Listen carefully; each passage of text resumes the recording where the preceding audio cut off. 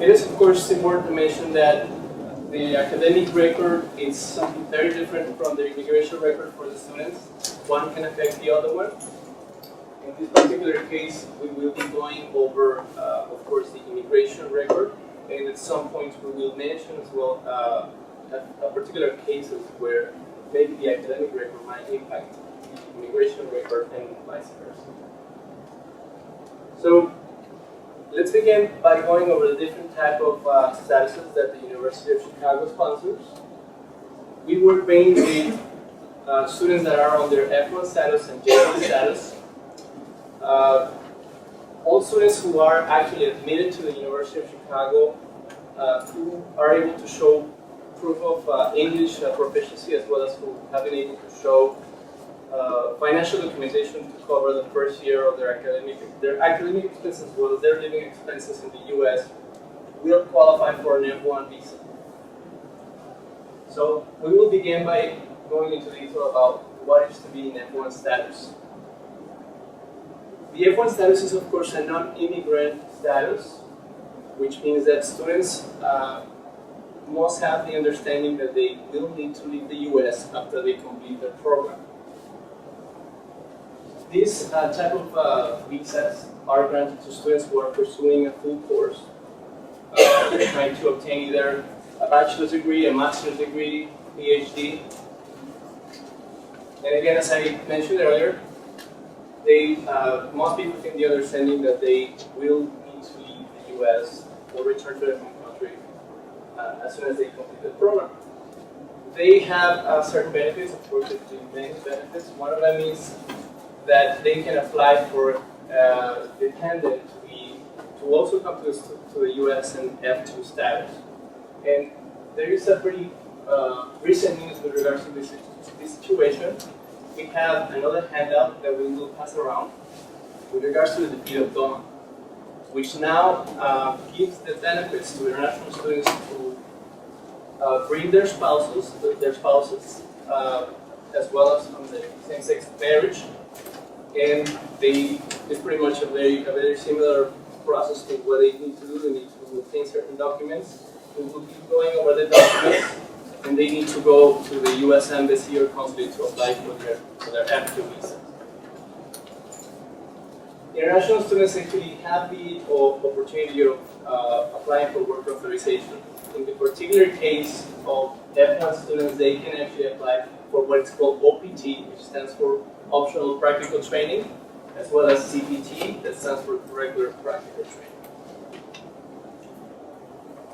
The different documents that an F1 student holds are different, and we will be going over each one of them. One of the first documents that international students receive from our office is called the I-20, or we also call the Visa Eligibility Document, because this is one of the documents that they need to bring to the embassy, the U.S. Embassy or consulate, to apply for their F-1 visa. They will need to keep these documents, and we will also be going over in detail of how they actually, what are the documents they need to have with them at all times. But the I-20 has actually very specific information as far as what is the level they're studying, what is the duration of the program. As you can see over here,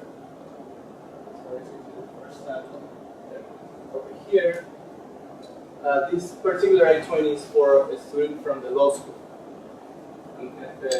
attending a master level degree, and this is the duration of the program. The begin date is marked over here, and then the end date. This is how an F-1 visa looks like.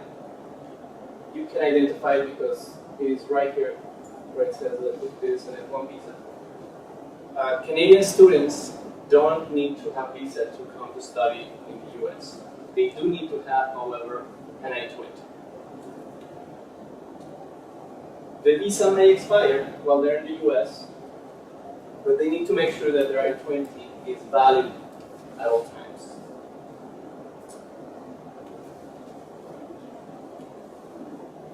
Another document they receive as soon as they enter the country is the I-94.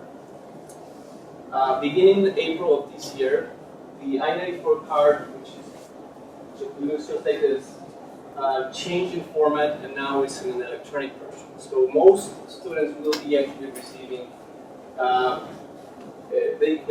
They won't be receiving the paper copy of the I-94. They can actually go online to the U.S. Customs and Border Protection website, and they will be able to print their I-94 electronic record. This I-94 record is very important because this is how they know that they are in the U.S. in the right status. It might occur that a student arrives to the airport and they have multiple U.S. visas. They might have a visitor's visa, they might have a student visa, and it could happen that the Border Patrol officer actually only saw the tourist visa and they entered on their tourist status or visitor status. So it is important to always look at the I-94 record and make sure that they understand what status they are in. In this case, it is marked as F-1 over here, and the validity of their status is actually indicated here. And this D/S stands for the duration of status, and that will be determined by the duration of the F-20, the dates that we went over earlier. Certain students, like Canadian students that come in to the U.S. by land, they will still be receiving the paper copy of the I-94. And here is the entry stamp they will obtain. Again, this is these marks that they enter in the right status as F1, and the DS stands for duration of status. For those students who receive the electronic I-94, this stamp will be in their passport, so they can also check that.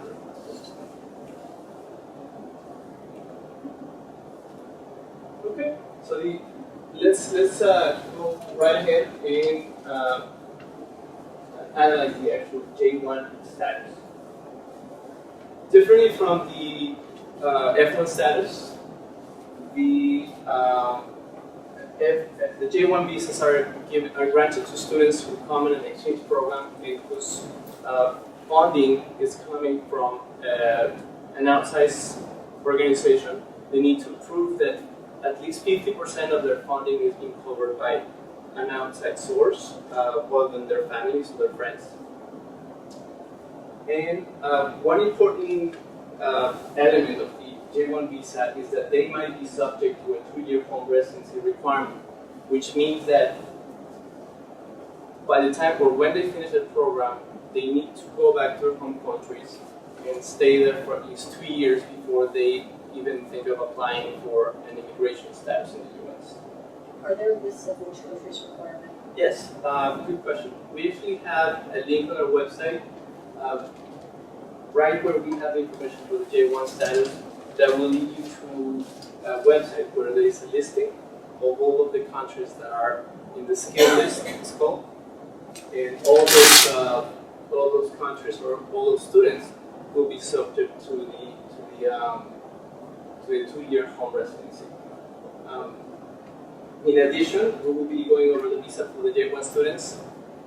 The 2-year home residency requirement will be marked on the visa, so you can also identify that there. J-1 students can also invite their dependents, and they will be coming as J2 in J2 status. This is pretty much the most flexible status for a dependent. Differently from the F2 status, J2 dependents can actually work.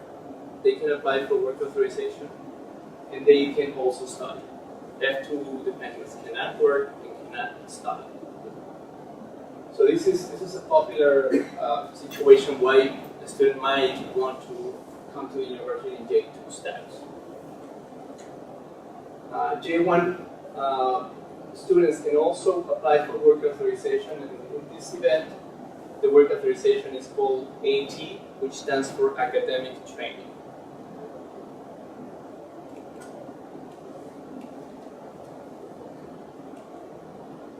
All right, so the documents that a J1 student holds are fairly similar to the ones an F1 student holds. However, instead of an I-20, their visa eligibility document is going to be at DS 2019. And it looks a little bit different. He has, of course, very similar information as an I-20. Duration of the program, level, and this is also from a law school student, which is an LLM.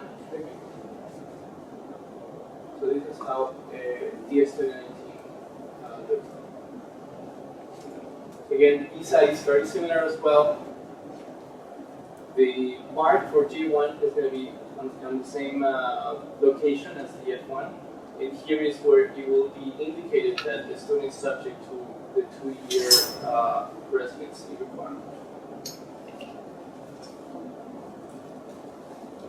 As far as the I-94, same situation applies.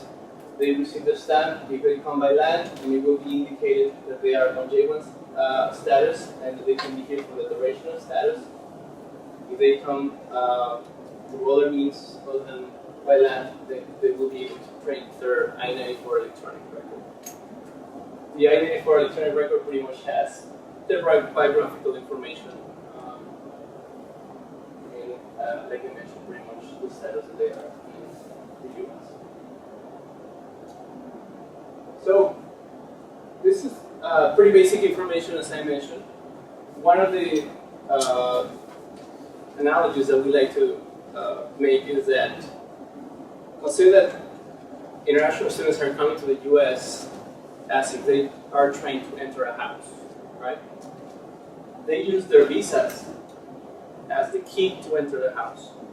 But once they are in the house, they need to make sure they don't break any windows, that they keep everything organized and clean. So they need to make sure that they actually maintain their status while they are in the US. How do they do that? Well, there are 4 key elements that they need to make sure they do. One of them is report with their office within 24 hours of arrival. And this is very, very important because this is how we actually activate the record. If they do not report with our office, the record can actually be terminated and they will need to leave the country immediately. We now have we now implemented an electronic check-in where students can actually check in with our office from pretty much anywhere. And it's a very simple form. They just snap a picture of their passport, their visa, their I-20, and the entry stamp on their passport. And with that, we will be able to activate the record. Do you communicate that to them when you give them their visa? Yes, that's a very good point. At all times, all this information is available to students, even prior to them receiving their I-20 or their DS-2019, the first document. Everything is laid out for them, step by step. And we always try to be as open, as flexible as possible. We're not here just to enforce the law and make sure they are following the rules and the regulations. We are here to advise them and to guide them through this process. We know it can be a pretty complicated process and at sometimes bureaucratic as well. So we want to make sure that they feel comfortable and that coming to us and asking questions if they have it. So if at any point you see a student that has doubts or that is not familiarized with any of these concepts, please refer them to us and we'll be more than happy to meet with them in person, over the phone, over Skype, over email, however is more comfortable for the student. So checking, once it's done checking, they actually need to make sure that they address every time they change. They need to do that within 10 days of moving from one apartment or house to another one. And there, most of the students will need to do this through myuchicago.edu. They will, it is important that they actually update their permanent foreign and US address because it's been happening recently that they only update their current address and their current address doesn't flow over to our system. And that, it's just like they wouldn't do anything. So they need to make sure that they go to this section, permanent and foreign address. And they need to do it as soon as they check in, and then every time they move. As far as good students, there's a very different system. They need to go to the good portal to do that. They need to maintain valid documents at all times while they're in the U.S. Their visa may expire, as I mentioned. Once they enter the house, they don't need the key anymore. But if they travel outside of the U.S. and they're considering to return to the U.S., they will need to make sure they apply for another visa. Visas are actually issued only outside of the U.S. They cannot obtain a visa within the U.S. They need to do that at the U.S. consulate or embassy. So that will be one of the documents that may expire while they're in the U.S. But they need to make sure that their I-20 is valid, as well as their passport, and that they have these documents with them at all times. The 3 quarters. So students need to be registered full-time every quarter in order to maintain their status. We actually run a report every quarter to make sure that we identify those students who are not registered full-time, because this might be a serious situation. It might be a potential termination of their status, and they will need to be continuing So we need to make sure they are registered pretty much full-time every quarter. What about students in the school? So if there is a requirement for your program that they are registered in full-time in the summer, then they must be registered full-time. So it is the parameters set by the department. And so I know a lot of Mike's crew those students are required to register in the summer. And then we do pull a special report on those students for required summer registration. Yes, and But we don't have to require them to register full-time this summer? It depends on your program requirement. We haven't set a program requirement yet. I'm asking, we're trying to do that right now. Oh, okay. So majority of the programs have requirements to register fall, winter, and spring quarter. Okay. However, depending on your academic need and the program needs, we will also follow that suit. So if they're not registered full-time, they're allowed to stay here in the summertime? Right, they're allowed one annual quarter, one annual vacation per year. So that annual vacation is usually summer quarter.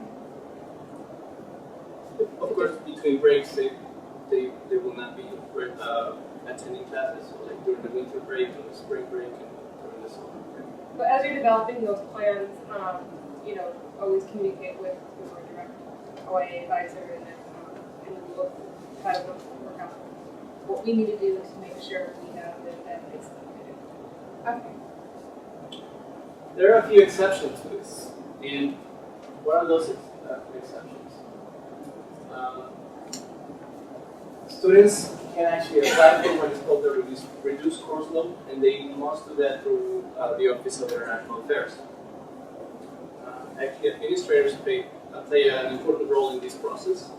There is a form that we will be going over in a minute that is called the AFR, and administrators will actually complete the first page, students complete the second page, and this is pretty much authorizing them to drop below full course.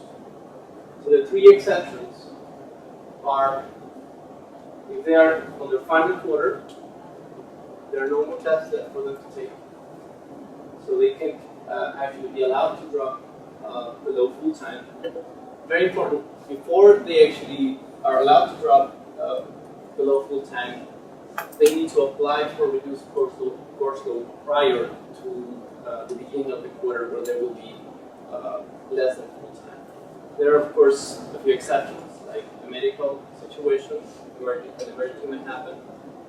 However, this also needs to be run through OIA, and for them to be authorized to reduce course load for medical reasons, they need as well to complete the AFR form, and they also need to bring proofs from either a doctor or a psychologist that can actually corroborate that they need to take less classes or they can drop them. The third option is academic difficulties. These might happen to international students, sometimes with their language requirement, or they may feel overloaded. We also encourage them to come and talk to us so that we can determine if they can actually agree to apply for this course or not. Any questions as of now with regards to what we've covered? Sorry. Yeah. I know that they have to, before they leave the country, like if they go home, they have to come see you to have something signed before they leave, is that correct? That's correct. So students actually receive that I-20 or the ES-2019 if they're J-1. On the I-20, on the third page at the bottom, there is what's called a travel signature. The travel signature is only valid for 1 year. If they are on OPT or CPT, travel signature is valid only for 6 months. But again, all of this is displayed to students. They need to make sure that before they leave the country, they visit our office if the travel signature has expired. And they don't need to make an appointment for that. It's just a walk-in service. You just go to our front desk and we will sign for another year. And that's just for F1, not for the It's for both. DS-2019. It is for both. Yes, it's for F1s and for J1s.